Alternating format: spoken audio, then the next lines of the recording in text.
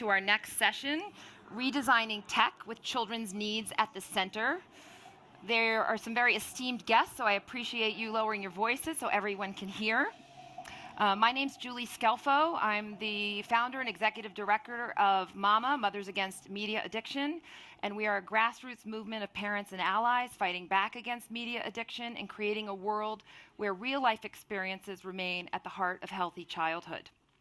We've spoken throughout the day and week about the need to better protect kids online, about data privacy, about how AI and tech devices are shaping and reshaping how kids learn, about how these products interact and affect the fundamentals of childhood development. And much of what we've discussed is really concerning.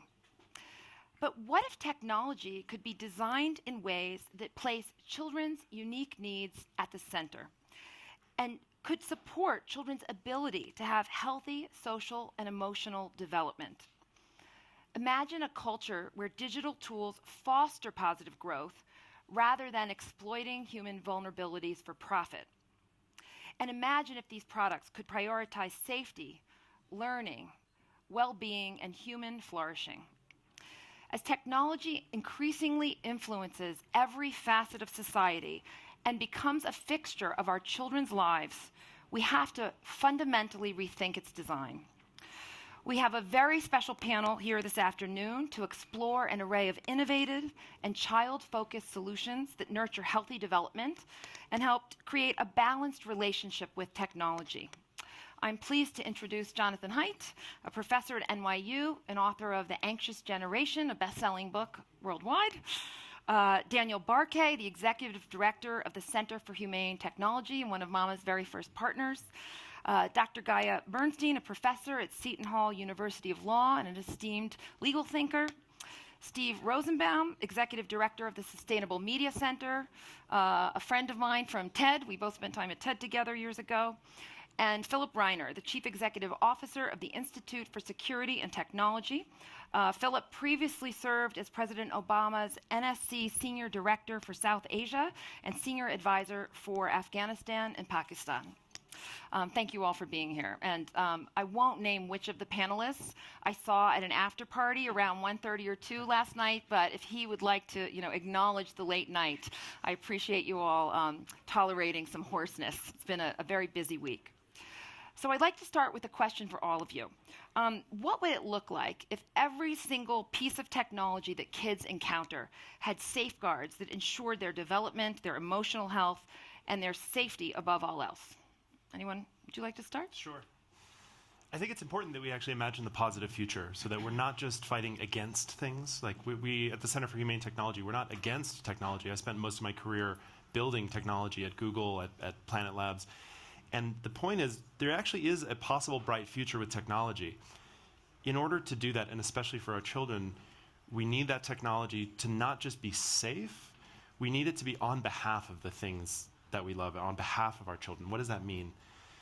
That means protecting their curiosity. That means protecting our desire to engage with each other. That means actually being a good steward of our relationships and a good steward of how we complexify our thought so that we're not just riven into camps of competing simple sense-making. And it's possible for technology to really be a steward to help us get to that future. But we have to change the fundamental incentives of how we end up with the technology, because right now it's a bit of a race to the bottom. What do you think, John? Actually, yeah, I'd like to chime in on this because I'd like to suggest that it can't be done. And the reason is, okay, so I wrote The Anxious Generation, focused almost entirely on mental illness, mental health, and there's a little bit in there on attention fragmentation. But ever since we turned in the manuscript and we keep doing work, and now we're looking into what's happening with gambling, with vaping, with all these things that are coming at boys, I've really come to focus on how the mental health is not the biggest problem. It's actually the shattering of the ability to attend to anything that isn't on a screen. And this is, I think, so serious, much worse even than the mental health, because this is going to affect everybody and everything for a very long time. And what I'm coming to see is this. A television screen was pretty magical when us older people were kids. But you couldn't touch it and make it do something. You could change the channel, but that was it. the iPhone or a touch screen, the colors are more vivid. You get the stimulus response. It's B.F. Skinner in a little box, and he's training your child. And we can say, well, let's make it safe. Let's do this and that and the other thing. But you still have a touch screen. And as long as you have a touch screen, kids, and especially boys, I'm really beginning to focus in on boys, boys really go for anything that's gamified, make this thing happen. It's true for girls too, of course, but by the time you get to teens, my argument is the girls are more depressed and anxious from social media. The boys are actually not that depressed because they're really enjoying the video games and the porn. But since half of their day is gamified, what that means is that every moment that's not on a screen is incredibly boring. And so make it as safe as you want, but this idea of digital wellness, let's have safe tools. No. If the kids if they're going to be on a screen for for 5 or 10 hours a day, I don't think there's any way to make that safe. And that's why I'm really focused on simple rules: no smartphone before 14, no social media before 16, phone-free schools. Simple rules that basically allow room. Julie said something about in the real world, or allow room for kids to have a real human childhood. Once they're older, there are certainly uses of technology for teenagers or older teenagers and for young adults, but especially below 12, I don't see it. One of the things I love about the space that we're in is that Human Change has asked all these very good questions. What do we want the future to look like? And certainly we're aligned at MAMA. We want a future where kids grow up primarily in the real world. And we're not anti-technology. It's very helpful, but don't think it should be 9 hours of human experience. Philip, as technology becomes more advanced and integrated into our daily lives from a younger and younger age, what unique risks does this pose to children's security and privacy, and how might that be mitigated? So thank you for the opportunity to be here, and thank you for the opportunity to be on this stage with such an awesome group of folks. And so we at the Institute for Security and Technology, I'll back up. I want to preface this by just saying I've got 2 little kids, and they're 7 and 9. And as a parent, we really want them to benefit from digital technologies. I want them to be able to connect with friends. I want them to be able to learn. I want them to see limitless possibilities that we as adults have really benefited from, but we can't. And so we don't. We don't even really put our kids in front of screens as a result. Everything you just described. Wait, why can't you? Can you explain that? Because so that's so important. It's huge, right? So some of the work that we've done at our institute, I think a lot of folks in the room kind of have already have a sense of this. So we first started delving into this with questions around how do digital systems actually influence at a cognitive level our ability to process information, retain information, make decisions, reason. And as we went through this process, and I think everybody on this panel is probably viscerally aware of this, everything that we said and came across and began to synthesize and push forward was pushed back on. Oh, there's not enough information about that. There's not enough studies that have been done on it. You can't really be sure that there's no there's no causation. But what we were finding was digital systems, and I really strongly agree with what you're saying. It's not just the platforms, it's not just the apps, it's the fact that we're on these devices all of the time. It impacts your ability at a cognitive level to do things, to think, to make decisions. And so for our kids, right? So the process that we went through was originally much more focused on democracy. We were trying to figure out how do these systems influence us at a cognitive level, a personal level, how is that fracturing society as a result? And then this last year we did an effort that we called the Generative Identity Initiative. And this was really to take it a step further and think, well, so how is generative AI going to exacerbate that? And it's incredible, right? So everything that we were already worried about at a cognitive level in terms of potential influence and impairment is now on steroids. So it's even more intense than it was before. The thing that we really struck on through this process that we're really focused on now is companion bots. Yeah. And there's no guardrails. There's no rules around this. You've got really horrible things happening. You've got great things happening, but you've got really horrible things happening. And so I've got a list here of all of these different mitigations that we can come back to. But these are technologies that take advantage of how easily manipulated we are. I think one of the most beautiful things that we have as human beings is neuroplasticity, right? But it's also really easily manipulated. And so these systems are built to do that on purpose. So I tend to agree, how do we age gate? How do we keep it from them up until a certain age? There's a whole bunch of other things that we can get into, but that's some of the stuff that we've been thinking about. That's great. I Yeah. mean, at Mama, we have a 3-part mission. It's parent education, getting phones out of schools, and demanding safeguards. Because like you, we realize that these products have to be safe because kids will encounter them at some point. But like you, we realize we have to delay it so that children can acquire the neurological building blocks That's right. they need for social and emotional and academic success. Yeah. But also, unless there are safeguards, unless we force these companies to make sure the products are safe, none of us are safe. So, And I'll just say, we don't let kids drink. or gamble. It's shaping their neural network, or gamble, right? There is a reason for that. But we're going to put them in front of powerful systems that are purposefully shaping their neural networks. It's somewhat contradictory. So I want to go to you, Guy, in a second about law, but before I do, Daniel, could you talk to us about what core design principles should guide companies to build technology that genuinely serves children's development and emotional needs rather than purely commercial interests? Sure. Sure. Well, it's hard to know where to begin because it's a deep territory. It's like kind of the crux of our work. Before I do, I want to make it clear that, John, you and I actually really agree about the current state of the tech ecosystem. Excuse me. But I think we could be living in a vastly different tech ecosystem than we're living in now, and we can talk about that later.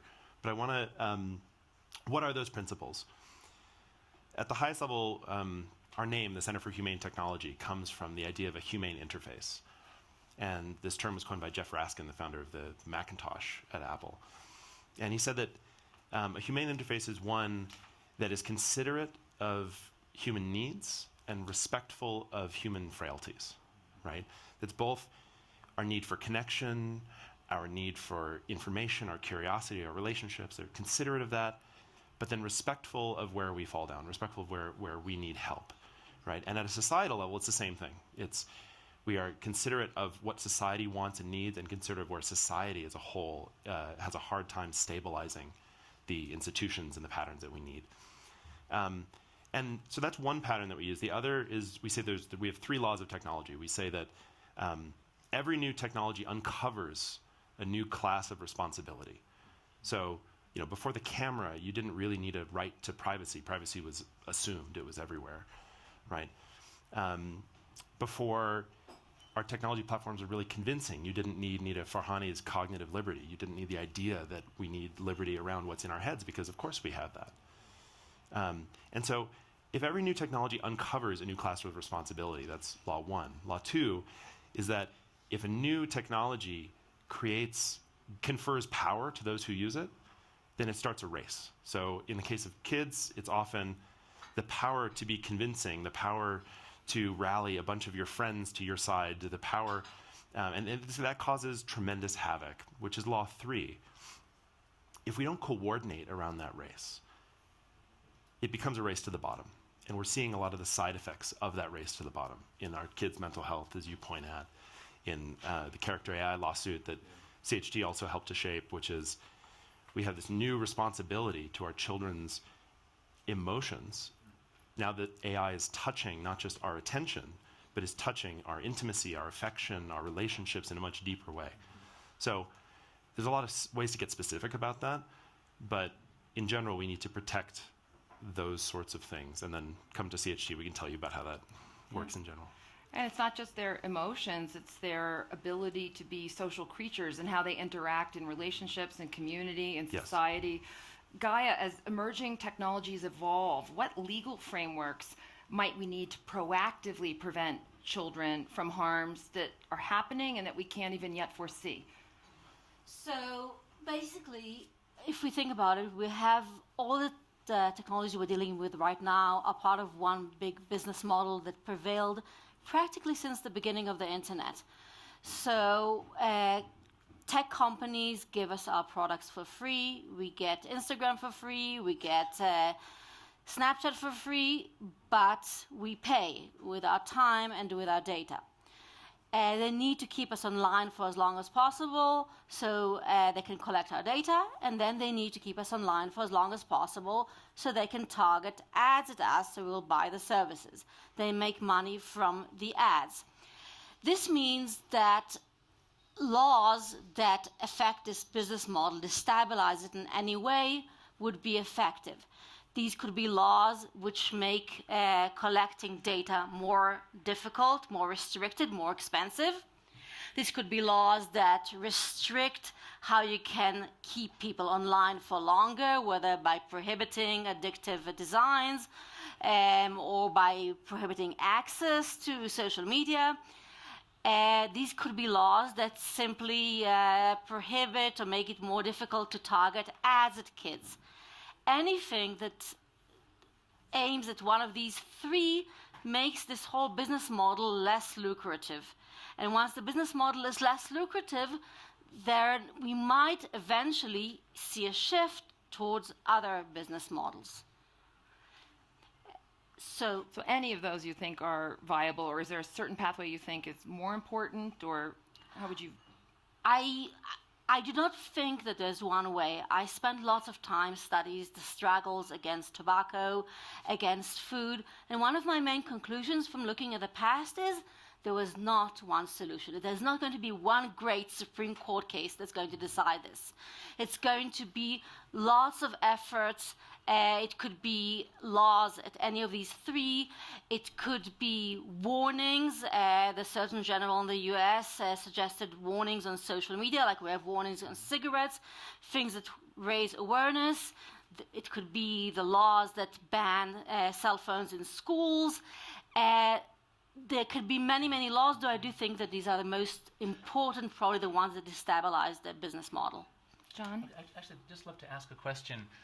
It'd be so amazing if Congress could, in the US case, if Congress could do something that changed the incentives. I cannot for a millisecond imagine that will ever happen in the United States for so many reasons. To make these companies much less profitable. I mean, Meta spent $10 billion to put an AI factory in the district or in the state of the people who made the decision to kill Kosa. Is it possible to go through other countries? Could the EU or some other bloc, is there any mechanism by which they could change the business model? So there are two things. First of all, I agree with you that CASA it's not been successful, but we're not just talking about federal law. There's been lots of activity in the state level in the US, lots of laws that are different from each other that are passing.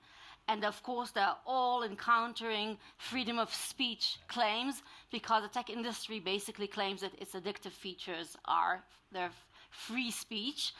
However, we're seeing that some of these laws are going forward. It becomes very complicated for a tech company to operate when some states are restrictive.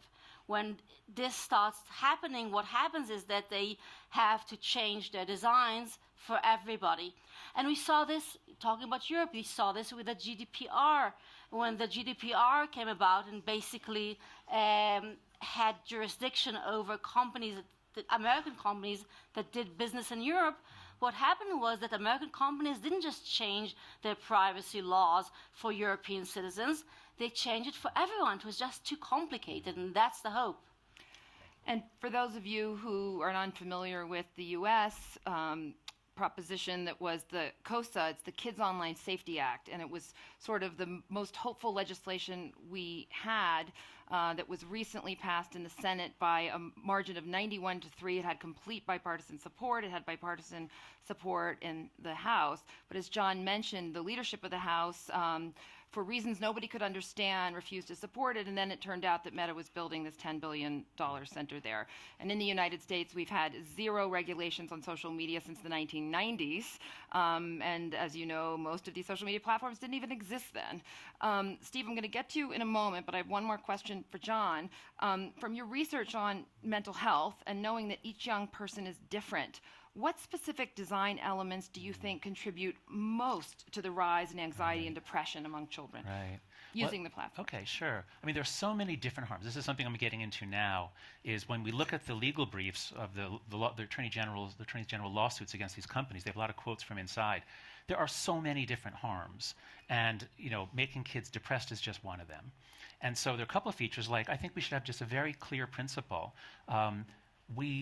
We don't allow children to interact with strangers on platforms where anyone can just make up any identity and talk to our kids. I mean, this is insane. So I think, as I mentioned in a previous panel, there was a group of father-son Swedish family that they're creating a community online, but they're using the principle of know your customer. So if we're going to let our kids on anything in which they're talking to strangers, it should only be a platform in which, in order to be on the platform, you had to show an ID and you give your town, maybe not your street address, but what town, what country, how old are you, prove your age. Okay, then maybe I could imagine letting kids on Snapchat or something like that. But right now, I mean, Snapchat gets 10,000 reports of sextortion a month, and that's just what's reported to them from Gen Z people. So there are certain principles. Again, I don't want to get into like the technical details. It's more like, what are the major conduits of harm? And interacting with strangers is one of the biggest. Can I jump in a little bit? Please. So, can you? Sorry, I try and say your names first. So they turn your microphone on. I just want to make sure they have your mic on. Yeah. So it crosses my mind that from the perspective of trying to get legal constraints put in place, that maybe that's a bit of a bridge too far. And so just look at the Congress. Forgetting, The EU and Australia can do it. the EU and Australia, maybe, right? So what are the things that, are there other ways to galvanize? There's incentives, these economic incentives such that if parents are demanding it, if communities are demanding it, if there's examples that are out there. So as you were describing what you were just talking about, that cuts across a lot of different types of things that kids are on. It's games. Yeah. Like I have some of my family, some of his best friends are all around the world because they play video games together. He doesn't know who they are. They have no idea. But if you can come to a business model where wouldn't that actually be a business advantage? That's a beautiful segue to my next question for you, Steve, which is what lessons can we learn from existing child-focused technologies, such as educational apps, or maybe even there are some gaming platforms that do well by children? Well, I want to start with a lesson that I learned being in this room for a week. Look around. I think that the thing that I learned, and I didn't come here knowing that I would learn this, there are lots of different points of view on the stage, lots of different points of view in the room. We are all after the same thing. We're after a safer society for our children. Some of us think phones should be taken away. Some of us would like to go back in time and have them be abolished. Other people want to build new technology about the future. But collectively, building a community like this is not easy. There were 50 people on this stage this week, some of which I'd never heard before. And all of them, we traded business cards, we connected. It's really important that we understand that the outcome of this needs to be diversity. Diversity of ideas, support of each other, support of change. The good news about the state of technology is no one's happy. Students aren't happy, parents aren't happy. They haven't yet said it out loud. I think they will in short order. Advertisers aren't happy. Phone manufacturers aren't happy. There are a handful of companies that have put us where we are. And they're on notice, if they were in this room or if they watched the videos, that this is not the way it's going to be. Go back in time to 2007, January 17th, 2007. Does anyone know why that day is important? That was the day Netflix streamed its first movie. It's not a long time ago. Whole world changed. Video changed, technology changed, film distribution changed. So what I think is important is that we understand that the change is going to come from diversity in this room. At the moment, I don't think, I was talking before the panel, father of 2 kids, decides he wants to do something with them online, doesn't want to ban phones from his life. What choices does he have? None. The other day, my wife and I got invited to a birthday party of a young child, and we went to the local toy store, and we were looking at toys. And there was the child's 3 years old. So we're picking up each box and looking at the age time period the toy was built for, and we're thinking about the colors and whether or not it was a science toy. There's zero of that in technology today. So if for some parents the answer is age-appropriate technology, and for others it's no technology, and for schools, I think parents, students, and faculty agree that they're going to follow your lead. Just 2 very quick points. One is that people often seem to sort of conflate the iPhone and the computer. And this father who doesn't want his kid to have a phone do something online on the computer. There are lots of computers around the house. So, and then the other conflation is the internet with social media. And I hear this over and over again. Oh, without social media, how would we ever get information? Like, how did we do it from 1993 through 2007? Like, how did we ever find anything without the help of a giant algorithm feeding us stuff? So most of the stuff that we say are benefits of social media are really just benefits of the internet. And if you get rid of social media, you still have the great majority of the benefits and you get rid of most of the harms. By the way, I'm not opposed to adding or getting anything. So I should maybe explain. Sustainable Media Center is 180 parents, students, technologists.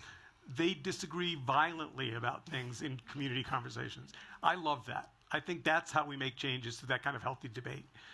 But individually, the voices that are the loudest in our group are the Gen Z voices. And they basically want to invent new things. And one of the things that they ask me all the time is, why does advertising have to be part of any of this? And the answer is, it doesn't. And we've got they have ideas for new models. And when I look back at the way the internet evolved, there were lots of experiments. Some succeeded, some failed. I'm not seeing nearly enough experiments at the moment. And so, part of why I've really enjoyed being here all week is, lots of people saying, we're thinking about this as an idea. I'm like, yeah, that's a great idea. You should try that. Daniel, you want to add something? Sure. Just want to add two pieces of nuance, one to Steve, your comment, one to John. I think disagreement is good. Unfortunately, we're now having societal disagreements through the broken platform of social media that we made. And the promise was we were going to give everyone a microphone and let everyone talk. But the problem is the feeds turned up the volume on the most extreme, the most polarized, and the least nuanced people in our society, and turned down the microphone on everyone else. With no parameters around civic Right. conversation. And now it's great, go have a conversation. And now we are destroyed our ability to speak across difference. Yeah. Right. And so what's nice about rooms like this is there's something about having actual conversation that is just qualitatively a world different from the conversation online. And that's where I want to come back to social media. When we say social media, unfortunately things are bundled. Social media is the messaging tools that kids use to contact each other, but it's also the feeds where you get to see the most divisive, polarized content in our society. We need to unbundle these things. They need to be modular. The tool that you use to talk to your friends shouldn't be the tool that you use to get your news. So Daniel says we need to unbundle. Philip, in a world where algorithms are often driving children's digital experiences, how do you think we should ensure these systems don't exploit or manipulate kids? So through the work that we have done on this, I think what we were really struck by, again, at that, and I apologize, and maybe we don't all agree, but I think at a certain level, some of this is just, you can't stop it. There's going to be these platforms, even if you build age-appropriate, child-oriented stuff, they're going to find their way. I mean, children look for the things they're not supposed to do, right?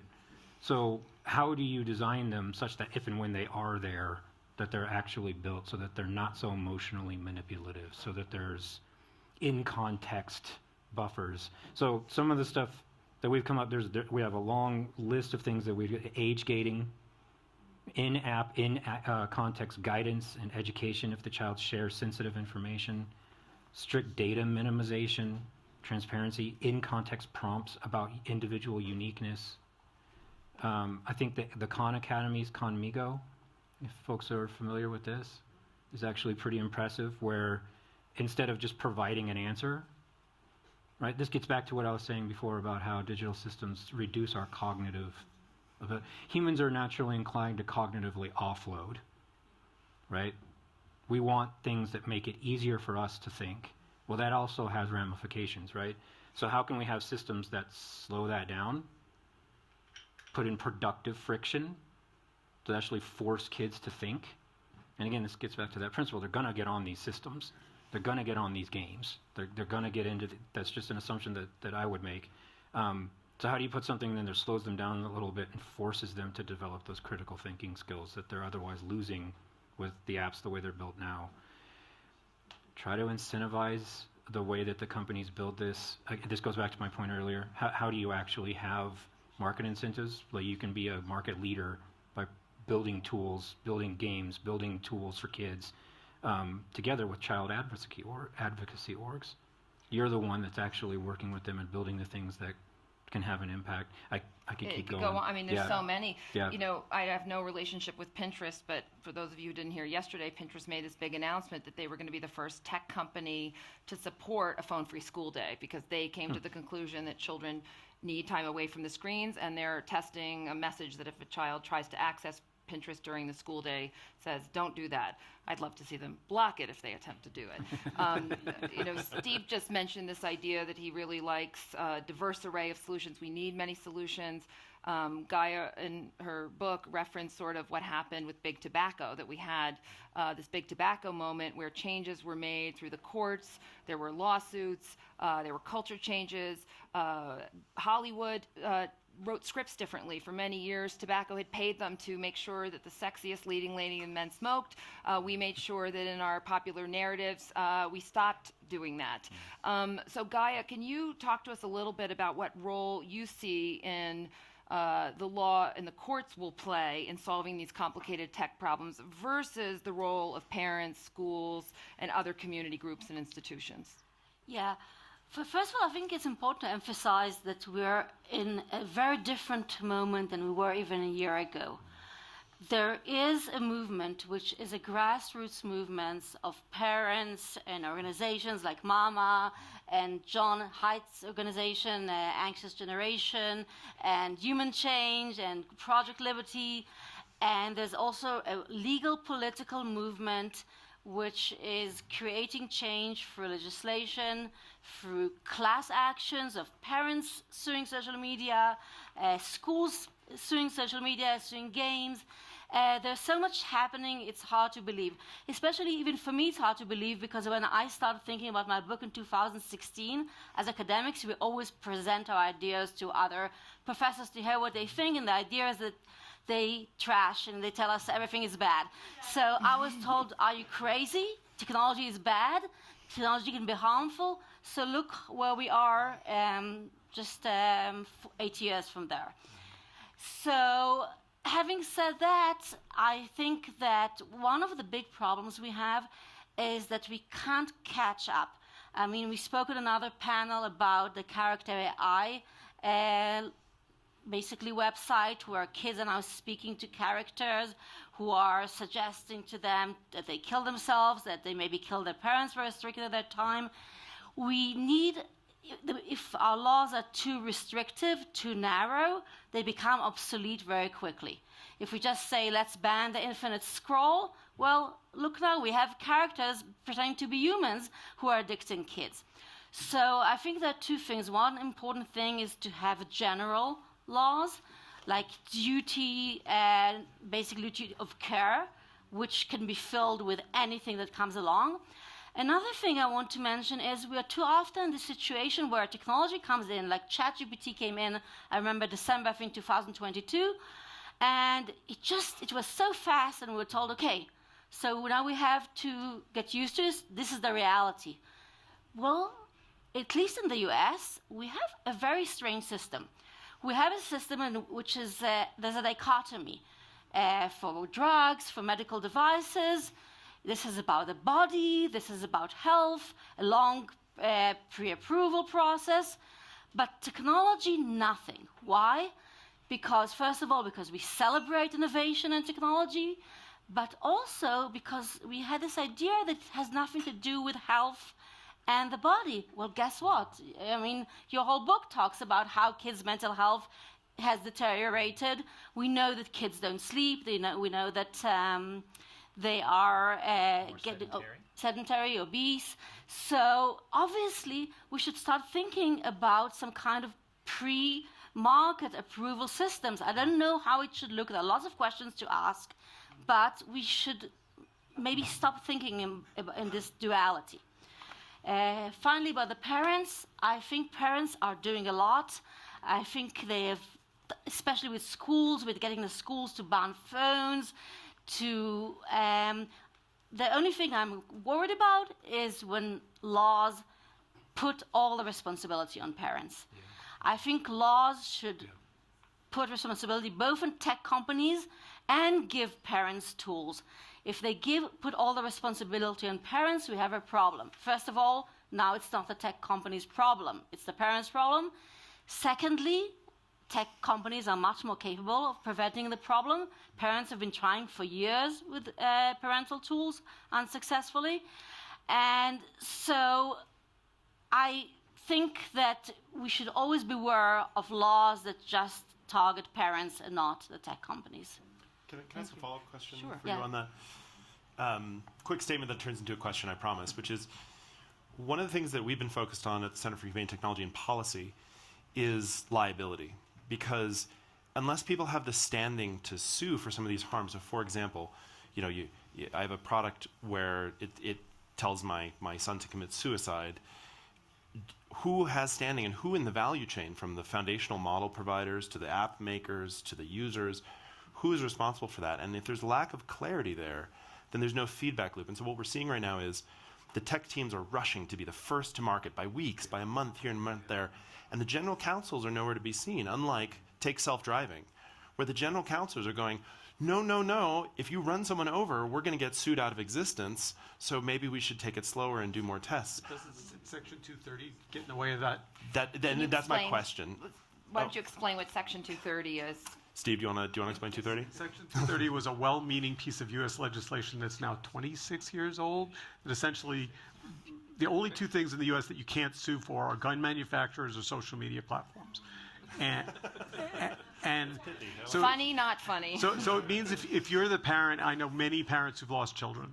So if you're the parent who lost a child and you believe and you have evidence that one of these platforms was responsible, you should theoretically be able to go to court, make your case. Maybe you're right, maybe you're wrong, but at this point, literally, you get to the front door of the courthouse, you knock, they say Section 230, and they send you away. And we were on our way to maybe having some change there that was bipartisan, but it seems to have floated away. I still have hope that, so for example, Section 230 technically, not to get too wonky, but it makes the platforms not responsible for the content that people put in there. Now, there's a distinction that the content is not the same as the ranking. So if people promote a bit of ridiculous, divisive content to the top of the rankings because it gets the most engagement, well, that shouldn't be protected under 230. That's a platform choice. And actually, there's a lot of people pushing for this. I don't know the current state of law on that. Yeah. The Social Media Victims' Rights Center in Seattle. Yeah.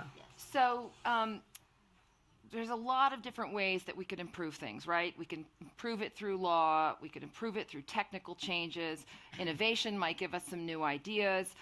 We've also talked about this idea of having a change in our culture where we're not automatically using technology without stopping to think about not just its potential advantages, but its potential harms. John, you're a sociologist. I'd love your thoughts on this. And Steve, you're a content creator in your earlier life, so I'd love your thoughts on this too.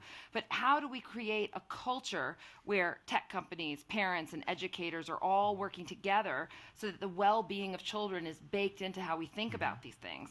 And how do we cultivate the habit in parents to pause, to think about not just the rewards of a product, but its potential harms before they give it to their kids? John, Sure, you want to? yeah, I'll take it. So I'm a social psychologist, and I wrote the book assuming that in the United States we will never get any help from Congress, and what can we do on our own? What can we do as parents, as schools? At the state level, we can do things as well. And so I thought a lot about social norms. What norms can we promote? And a lot of us in this room have been in the business of trying to change social norms, whether it's about the environment, or my first thing was gun control in the 1980s. So a lot of us have these ideas left over from the Gutenberg era, the older era that ended 5 or 10 years ago, when things were more stable based on books, that you have to persuade people. We need a public health campaign. It's going to take 20 years. Maybe we can do it in 10. So what I'm saying is, we can't look back at previous social change movements, because this is incredibly different. And my feeling this week is that I think we might be overestimating the difficulty of our task. That is, it might be a lot easier. What I'm seeing is that it's actually a lot easier than I thought a week ago. And the reason is because in the last few months, we went through a gigantic phase change, a planetary phase change, in what's called common knowledge. So common knowledge refers to, it's one thing if I know something, and then you also know that thing, but I don't know that you know that thing, then I'm just me. But if I know that you know it, but you don't know that I know it, still we're not there. But something happens when actually we all know that everybody knows that we all, when you get to that point, suddenly people can rise up if they have the pre-existing motivation. Now, we all have these ideas of social change. You have to persuade people, motivate them. But what I found since the book came out and watching what happens in countries that I haven't been to, haven't done anything in, is that almost everyone who deals with kids and everybody who has kids wanted to act. They hate what's going on. And all we had to do was help orient it. And the change is faster than anything I have ever seen. So I think it's really important as we talk about law to realize that in democratic societies, if public attitudes precede legal change, then the legal change is easier and it's going to stick. Whereas if you go law first, and then you'll get a lot of reactants, a lot of countersuits. So I actually think we need to be thinking of this as a public health campaign, but not like older ones, like a public health campaign in the network era when the great majority, or the majority of people, I think, actually are already with us. So it's just like, how do we connect things? How do we provide kindling or orientation and then let it go? I mean, I'm not wearing neon yellow because it's my favorite color, but it does evoke safety, right? And so, I mean, I completely agree with you. I started Mama thinking I was going to have to convince everybody. People learn the name, and before I can even tell them what they are, they say thank you, and where have you been? So, we're struggling right now because we wanted to just be in 6 chapters by the end of the year. We're already in 17 states and have 28 chapters. We have requests to open chapters in every continent on the globe, so we're just trying to sort of scale our infrastructure. So I agree with you about that, but I do think cultural norms require reinforcement. We see signs in every bathroom still reminding you to wash your hands. You'd think we'd all know that. So, there are some examples from the past, I think, about how culture happens. And in most cultures throughout human history, part of how we learn what the norms are is because it's consistently reinforced through multiple channels over time, whether it's religious, whether it's academic. So, Steve, what do you think about this? So I think it's worth saying that there are things about the technology that we've all lived through this revolution that are quite wonderful. So, for example, let's imagine managing Davos without Uber. Uber needs a device, right? So the question is, where do devices fit into society and not get in the way of humanity? And that's part of what I really like about Frank's, theory, which is if I own my own data and my own personhood, and I can say, these are the ways in which I would like to interact with people, and these are the ways in which I wouldn't. And the economic model shifts from one where I'm not simply the product, because once I'm the product, then people are buying and selling me. And I think that young people, in some ways, it's interesting. When you talk to Gen Z about how they feel about the current state of the internet, almost inevitably they say, I don't like feeling like I'm the product.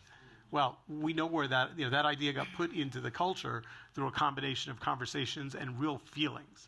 And the fact that I'm going to be able to connect with many of you, and we're going to have LinkedIn, and there are things about where we've been since Netflix that feel really good.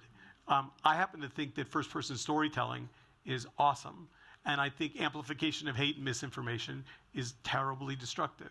And when you talk to technologists, they say, these are not hard things to distinguish between. Sending young girls images of self-harm, that's a line of code to fix that problem. And the fact that that platform chooses to not fix that problem is, to my mind, criminal and inhumane. And in between that platform and the economic model are advertisers. And so each one of us can say to the people, hey, you know what? I use your brand of soap, but I'm noticing that you're choosing to support some things that I find uncomfortable. I think I might choose to use another brand of soap. We haven't yet figured out how that economic power comes into play, but I will tell you, because I spend a lot of time with advertisers, they're terrified of that phenomenon. That's what they live in fear of, is young people saying, I'm opting out of your brand because you hurt my friends. And parents who I think don't appreciate that blue chip products and companies are spending millions of dollars to sell us their products right next to images that are really inappropriate for children. In a few minutes, we're going to go to audience questions, so I'm sure many of you have questions you can start thinking about. Before I go to Daniel with another question, Steve provided me the perfect segue because I just want you to know I don't have Uber. I've managed to get through WEF for 4 days now. I've walked. I've hailed cabs. So You can hail cabs? You can hail cabs. It's kind of amazing. And you can also talk to people and find out where they're going and meet people and get a ride. So, I think that's the kind of example that technology, can provide solutions. It's not always essential, but sometimes our language and the way we talk about these things, it's this idea like somehow if you don't have a technology, you're going to be left behind. Technology does solve a lot of problems, and LinkedIn has given us a lot of things. But my dentist office won't let me make an appointment if they can't text me. And this is why John talks about the collective action problem. So going to these solutions, Daniel, recognizing that we're at WEF, and this is a forum started primarily to talk about economics. I'm curious, how you feel, and others please chime in. But how do you feel when people sort of refer to our tech future? Do you think that is helpful here? I mean, billions of dollars are being spent to tell us all it's a tech future and it's inevitable. I see. Okay, I want to answer that question by segueing off of what John said, and I think it may be my turn to actually be more negative than you in terms of turning the tide. I think you're right that the tide is turning for the problems that we can name. And right now, on this stage throughout this week, we have that everyone knows for the problems that started hitting us in 2014. Yeah.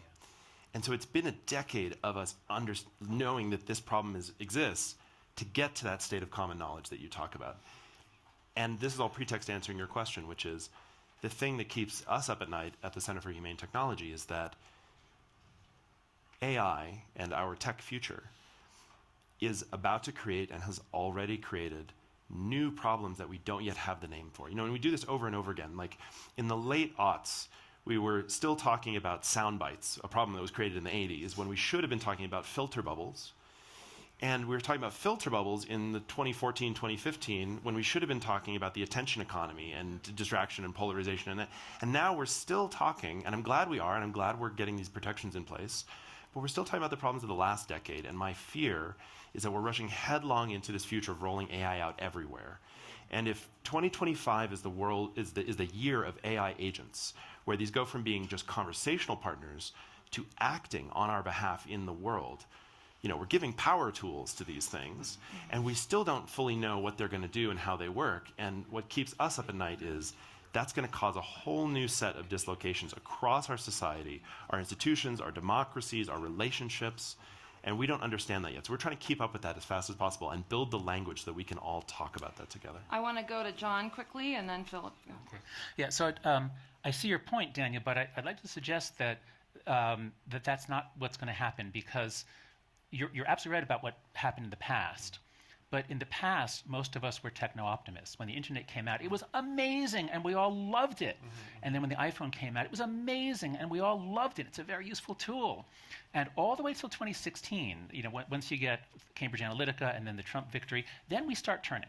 But the whole, Western society, we were very technophilic until then. That's right. But now what's happened is we began to get a little more like, maybe it's not just a gift from them. Maybe there are problems. And it's gone more and more. And I think I think this last year is the year when it switched, so that now I think there is, and I think we should promote a general sense of technophobia. And what I mean by that is, of course, technology is great, but we were in a world in which bring it on, and then we'll figure out if it's bad for people, but it'll take us 20 years to do so, and then we won't do anything. 2, okay, you got something, especially if it's for kids, let's assume that it's harmful. Prove to me that it's not. Let's be more careful. So I think this is a year of a huge shift in AI, because, when, 10% of the experts predict that there's a 50% chance of human extinction? Crazy things like, the existential risk from AI, so many threats. I think we are entering an era of technophobia. I'm really glad for it. I think it's very justified. And so I think, with character AI now, I think it's not going to take 5 years for us to, I think it's going to take about another 2 or 3 months. We just need a few more stories about kids who killed themselves because they were told to by their fake girlfriend. So I think, again, I'm more optimistic about our movement, because I think it's just different than it was a year ago. I'm going to let Philip chime in, and if you can get the microphone ready, we're going to do some audience questions in a second.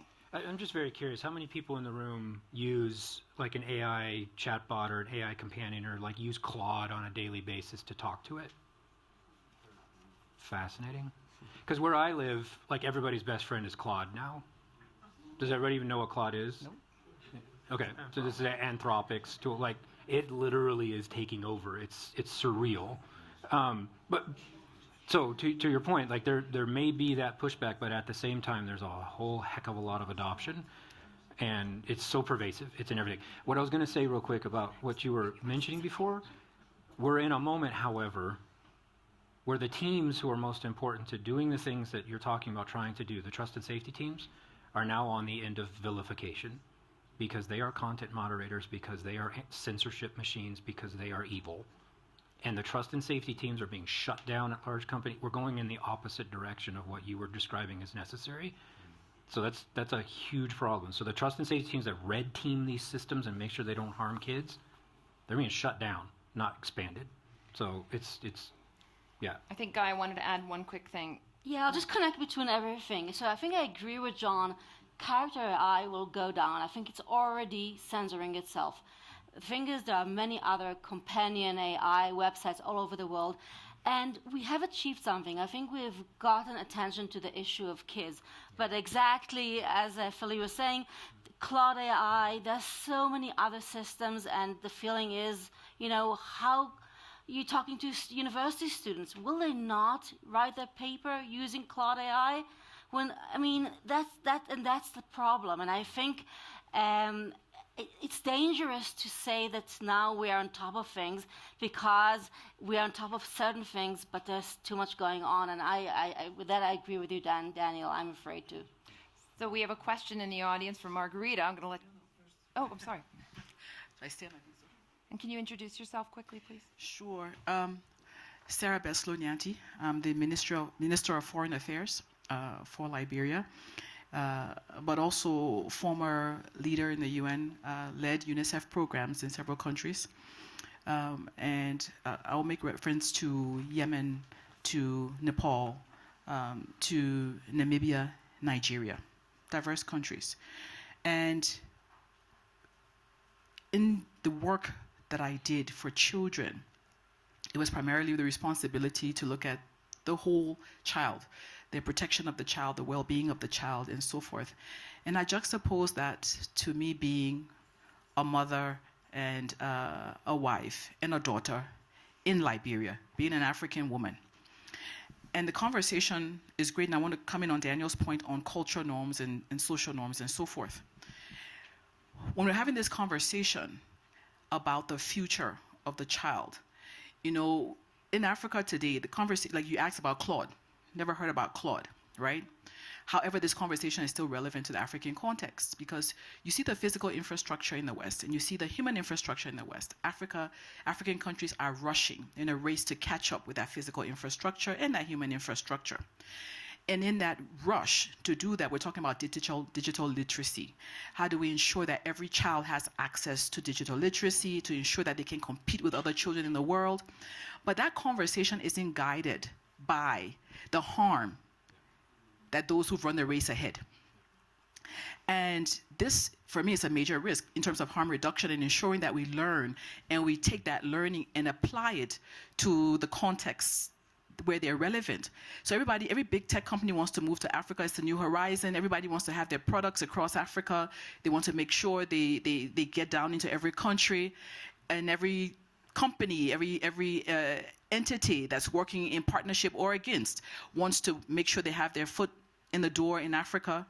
But are we taking the lessons on the harm to ensure that as we're promoting digital literacy in that race to Africa to make sure every child has access, are we applying what we've learned to that? Or are we allowing the harm to be multiplied? And I think that's a very important question to ask, and we need to be transparent and credible in relation to that. Thank you. Thank you. There's a question in the back. Oh, you. Go ahead. I will be short. Just to share with you some sad and funny moment which I had together with Daniel. We had a dinner with one guy who came, I think, from Nepal. Every year, Davos invites somebody from Nepal to make a meditation with business people. every day at 8 o'clock in the morning in the Congress House, all these business people who are running during the day are invited to meditate. And so he was there at this dinner, and you know what he said? This year he came again, and Davos, WEF, practically requests him that people who will meditate will have a meta glasses.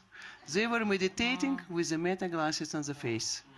So I asked him, so what did you look inside of this? He said he closed his eyes. But if he opened, because you probably could do some program, he did some image of his village 100 years ago. So when he opened his eyes, he was in the village 100 years ago, then he closed and he was meditating. But it's an amazing thing. We are speaking here, we are optimists. But at the same time, behind us, tech industry is pushing on all levels. Everybody, even meditating, it's already, for me, it's like a high, I don't know, I want to say to everybody this example because it's such a, I mean, I have no words to describe what does it mean. But another a short comment what I would like to say to all parents.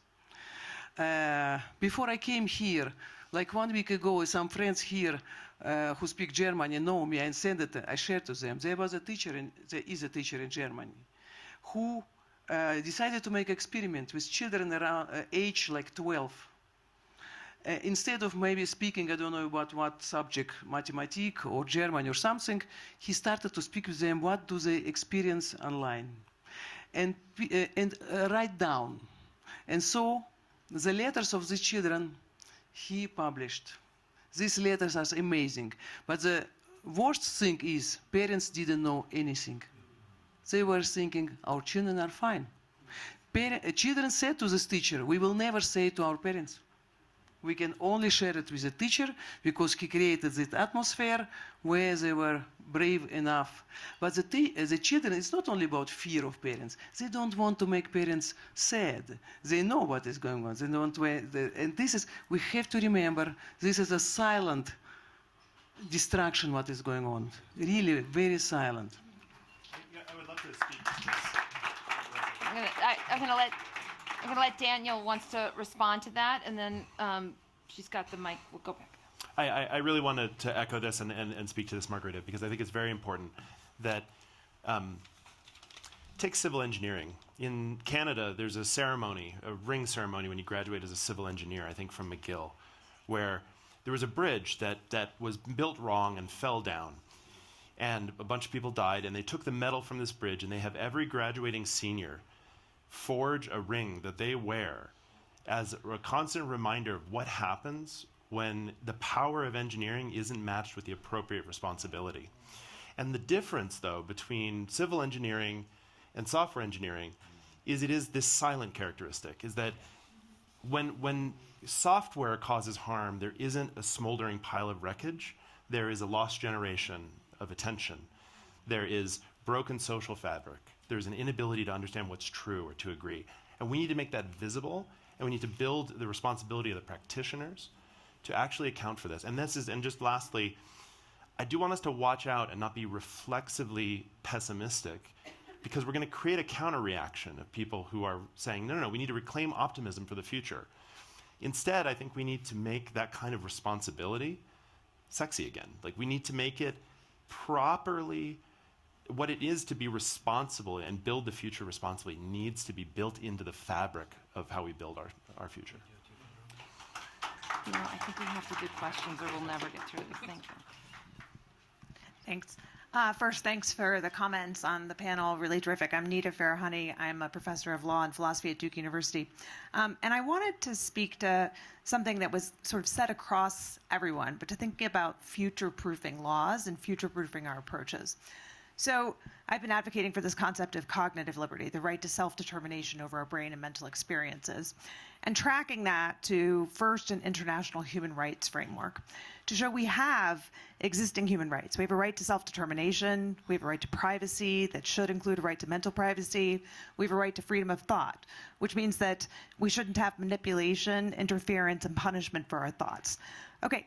That's a starting place for norms conversations, but it's also a starting place for us to help name and frame across not just social media or other kinds of technologies, but as you said, vaping or other kinds of addictions, things that interfere with basic capacities. Now, the reason this ties then back to law is I think a lot of the laws that Gaia was talking about, and she's right, there's a million different mechanisms by which we can implement the principle to cognitive liberty, but we need a guiding principle in law.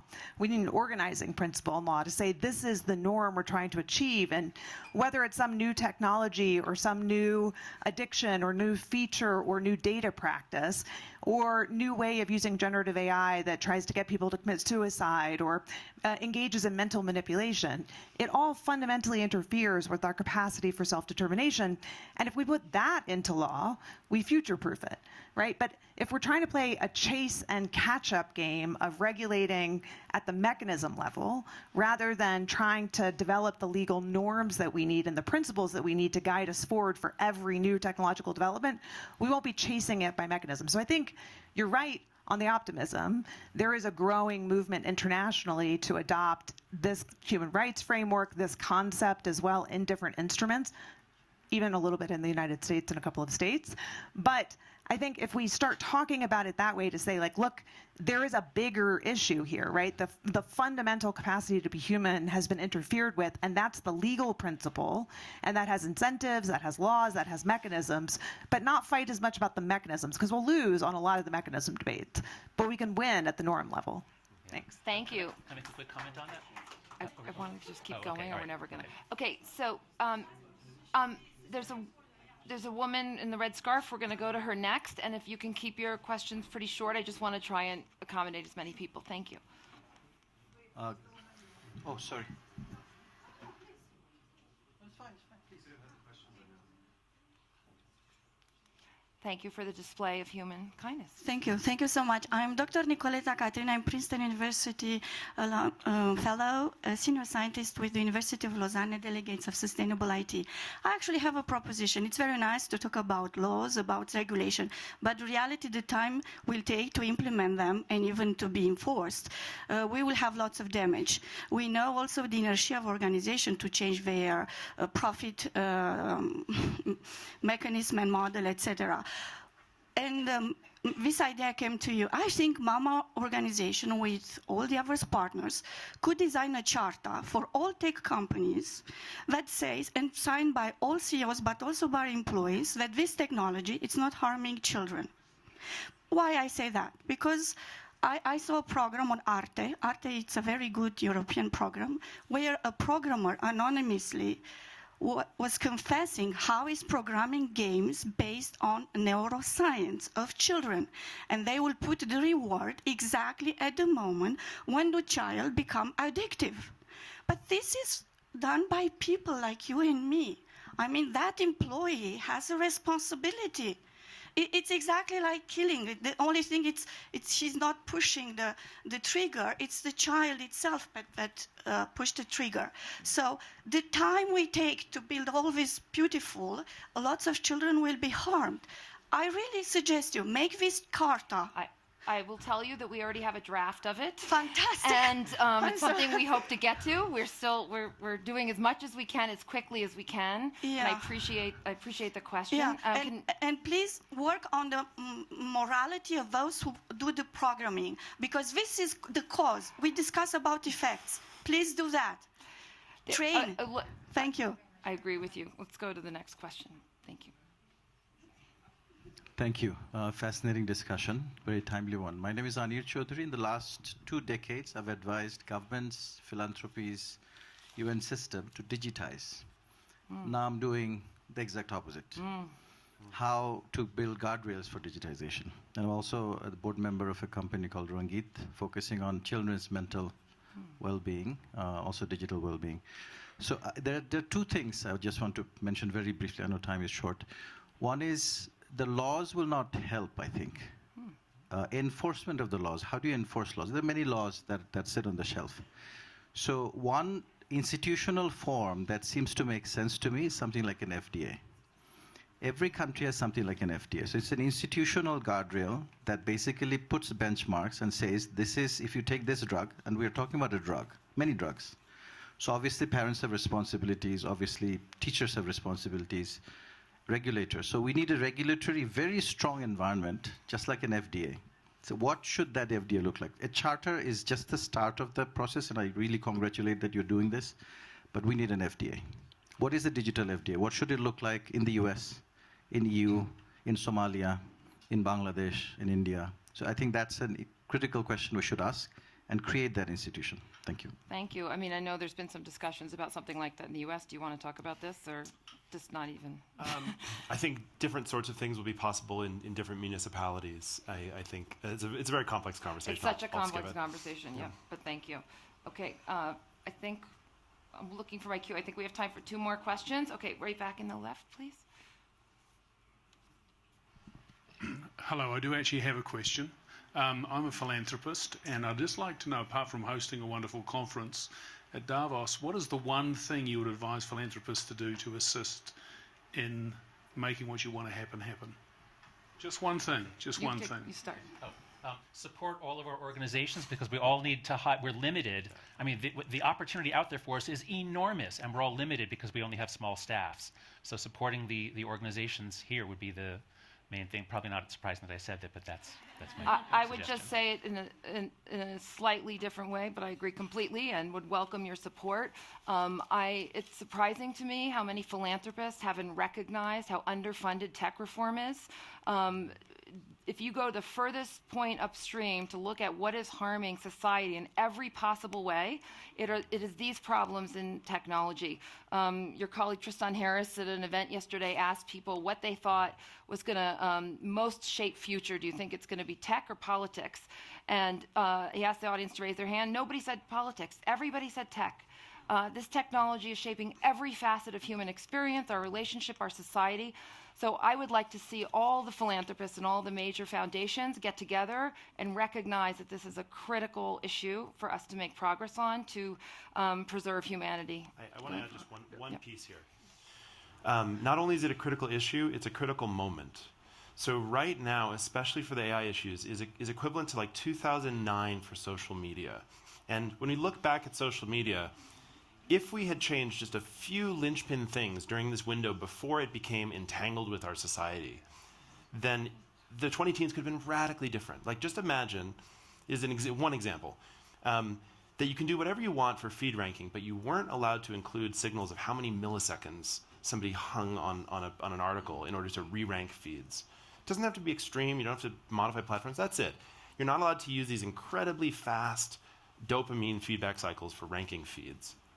I think we would have had a radically different ecosystem. But by the time the mid-2010s rolled around, it was so insinuated with politics. You know, Biden was going to ban TikTok, and then about a month later, he joined TikTok. And you could say that this is hypocrisy, or you could say that he recognized that you had to be on it because it had captured the political process. And so now is the window before this gets fully insinuated with our society to make a difference on these issues. I want to say something slightly different. One of the things that's hard about raising money in this space is that the problems we're talking about are systemic problems. And a lot of the larger foundations will say, that's really interesting, let's do a project. And the project will have not an unreasonable amount of money, but it will have an end date, and it will have an evaluation process. But those projects, when you set them end to end, aren't systemic change. And so I think we want to look at this problem as having a time horizon that is not 6 months or a year. Gaia, go ahead, and then we have one last question. Just to add, so there's a great imbalance now. There are lots of legal fights going on, laws being challenged, and you have the tech industry armed with the most expensive lawyers. On the other side, you have government employees and NGOs trying to get together and devise what to do. So I think money is very important in order to try to undo this imbalance. The Wall Street Journal reported that the tech lobby spent $150 million trying to stop the Kids Online Safety Act.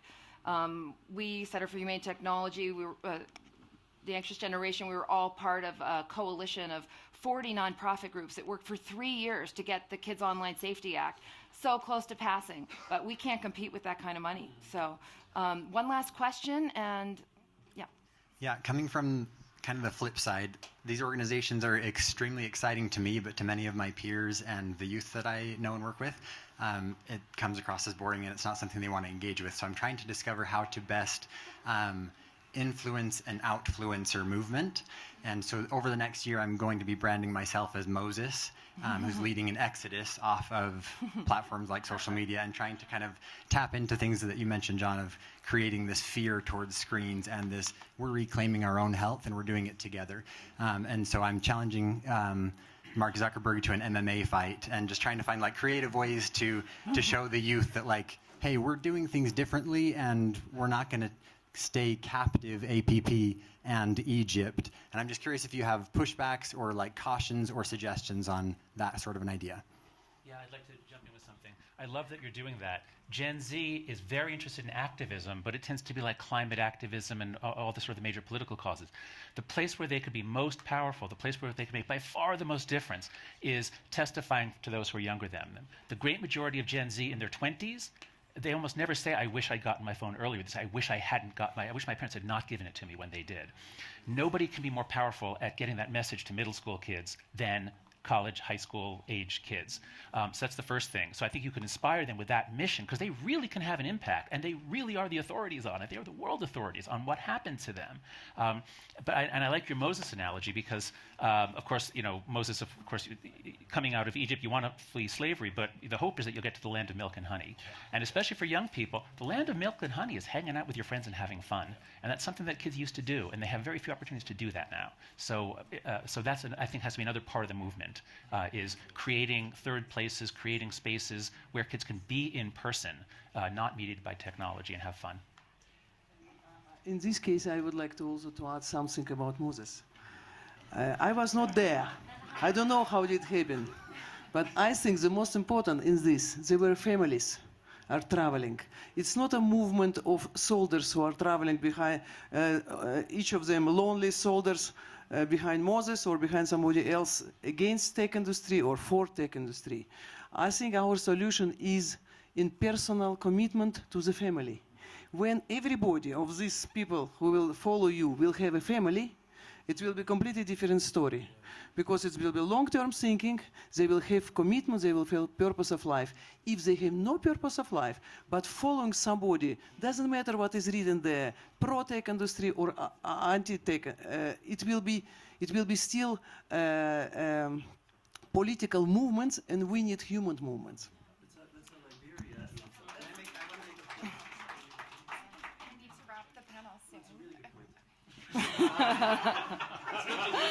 Just because we have the pleasure of having the foreign minister of Liberia here, and that really triggered something because Liberia, and I think the foreign minister will tell it better, but the women got together and that's how they stopped the civil war, was family. So maybe you could just, because I think it's such a positive. I won't take your time. I know you want to end, but yeah, and it goes back to the issue of human infrastructure and the resilience of communities. It starts with the families. And when technology is threatening the family, you're threatening the resilience of countries. It's families, it's communities, it's countries. I mean, I couldn't agree with you more. Our name is Mama because we know that families and mothers are at the heart of our anthropological understanding about our commitment to our children. Fathers are also a part of our movement. But I'm a very proud mother. I have 3 children, but in my core, I deeply believe, as James Baldwin said, that they are all our children, each and every one. And so I think this movement is not only for families, but for everybody who cares about children. And, as we close today, as we sort of have been envisioning technology and changes we can make that operate a society that operates in a more child-centered way. We've talked about what practical steps we could make to make the vision of a healthy society and healthy childhood a reality.